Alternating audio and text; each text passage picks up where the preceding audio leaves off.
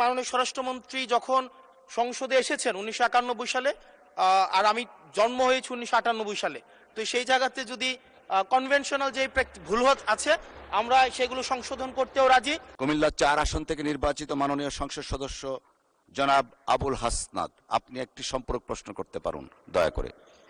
ধন্যবাদ মাননীয় স্পিকার। সালাউদ্দিন সাহেবকে প্রশ্ন করলে আবার কখন নোটিশ দেওয়ার কথা বলে ফেলেন, তো সেই বিষয়টা নিয়ে সবসময় আমরা একটু সংকোচে থাকি।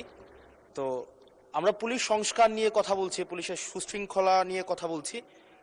লাস্ট 1 মাস পুলিশের শৃঙ্খলা নিয়ে যখন আমরা স্বরাষ্ট্রমন্ত্রী মহোদয় মাননীয় স্পিকার, মাননীয় সদস্য জি বলতে দেন। মাননীয় সদস্য লেট মি হ্যান্ডেল। মাননীয় সদস্য, আমাদের পার্লামেন্টারি প্রসিডিউরে আমরা যাই। মাননীয় স্পিকার, আমরা যখন পুলিশ সংস্কার নিয়ে কথা বলছি,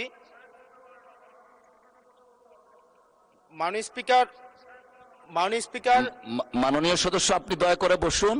আমরা আশা করছি পরবর্তীতে আমরা সকল সদস্যগণ সংসদীয় যে নর্ম আছে, প্র্যাকটিস আছে, সেটা মেনে চলবো। Thank you. Yes, thank you মাননীয় স্পিকার। মাননীয় স্পিকার, পুলিশ সংস্কার নিয়ে যখন আমরা কথা বলি বা পুলিশের যে বিষয়গুলো, তৃণমূলের কিছু পুলিশের অনেক সমস্যা রয়েছে ইনস্ট্রুমেন্টাল। যেমন পুলিশকে যখন তদন্ত করতে পাঠানো হয়, ওই তদন্তের খরচ কিন্তু থানা থেকে দেওয়া হয় না, আর যেটা দেওয়া হয় সেটা কিন্তু অপ্রতুল। আমরা যখন পুলিশকে একটা কাজ করতে দিচ্ছি কিন্তু বাজেট দিচ্ছি না, পুলিশে একটা কালচার প্রচলিত রয়েছে, সেটা হচ্ছে ম্যানেজ করে নাও।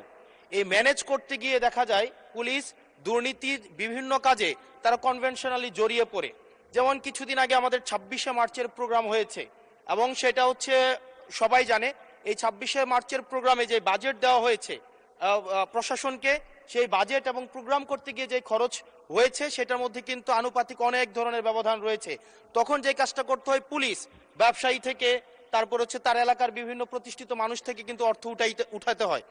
আমার মাননীয় স্বরাষ্ট্রমন্ত্রীর কাছে প্রশ্নটি হচ্ছে, এই যে পুলিশের যথাযথ বাজেট দেওয়া হবে কিনা, যাতে করে তাদের যে রুটিন ডেইলি অ্যাক্টিভিটিগুলো রয়েছে সেই ডেইলি অ্যাক্টিভিটিগুলো যথাযথভাবে তারা পরিচালনা করতে পারে, এবং তাদেরকে যেন ম্যানেজ করে নাও কালচারে যেন না যেতে হয়, এবং কোনো ধরনের দুর্নীতিতে যেন তাদেরকে যুক্ত না হতে হয়। ধন্যবাদ। আর একটা বিষয়, যদি সম্বোধন করার ক্ষেত্রে যদি ভুল হয়ে থাকে সেটা আমি অ্যাকনোলেজ করছি, কারণ আমার এই সংসদে আমি আসছি, আমার 27.5 বছর বয়স। সেখানে মাননীয় স্বরাষ্ট্রমন্ত্রী যখন সংসদে এসেছেন 1991 সালে, আর আমি জন্ম হয়েছি 1998 সালে, তো সেই জায়গাতে যদি কনভেনশনাল যে ভুল আছে আমরা সেগুলো সংশোধন করতেও রাজি। আমাদের যখনই আমাদেরকে নোটিশ করবেন আমরা সেটাকে সংশোধন করে নেব। ধন্যবাদ। ধন্যবাদ মাননীয় সদস্য। We are learning every day. ধন্যবাদ।